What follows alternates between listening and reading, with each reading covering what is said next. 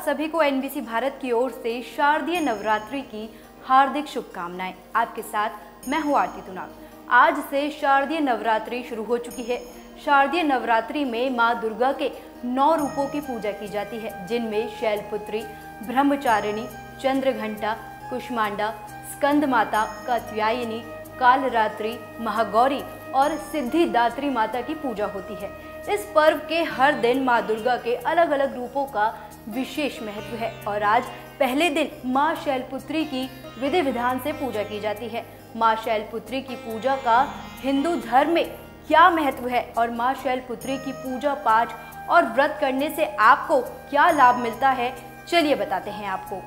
हिंदू धार्मिक मान्यताओं के अनुसार मां शैलपुत्री का जन्म पर्वताराज हिमालय के घर हुआ था, इसलिए ही इन्हें शैलपुत्री के नाम से जाना जाता है।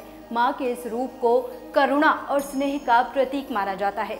मां शैलपुत्री के मुख पर कांतिमय तेज झलकता है। मां शैलपुत्री बाएं हाथ में कमल पुष्प और दाएं हाथ में त्रिशूल धारण करती हैं। इनकी सवारी वृषभ है। मां अपने भक्तों का उद्धार कर दुखों को दूर करती हैं।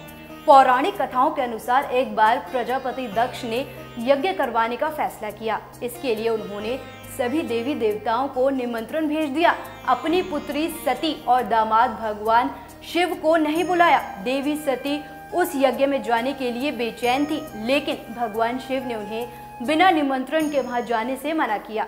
लेकिन सती माता नहीं मानी और अपनी हठ पर अड़ी रही। इसके बाद महादेव को विवश होकर उन्हें भेजना पड़ा।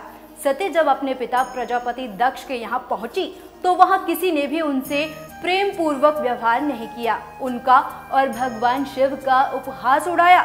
इस व्यवहार से देवी सती बहुत आहत हुई। वो अपने पति का अपमान बर्दाश्त नहीं कर पाई और क्रोधवश वहां स्थित यज्ञ कुंड में बैठ गई। जब शिव को ये बात पता चली तो वे दुख और क्रोध की ज्वाला में जलते हुए वहां पहुंचे और यज्ञ को ध्वस्त कर दिया। कहा जाता है कि इसके बाद देवी सती ने ही हिमालय पुत्री पार्वती के रूप में जन्म लिया था। हिमालय की पुत्री होने के नाते देवी पार्वती को शैलपुत्री के नाम से जाना गया और इसी कारण मां शैलपुत्री की पूजा करने से जीवन में स्थिरता आती है। माता शैलपुत्री की विधिवत आराधना से वैवाहिक जीवन सुखमय रहता है और घर में खुशहाली आती है।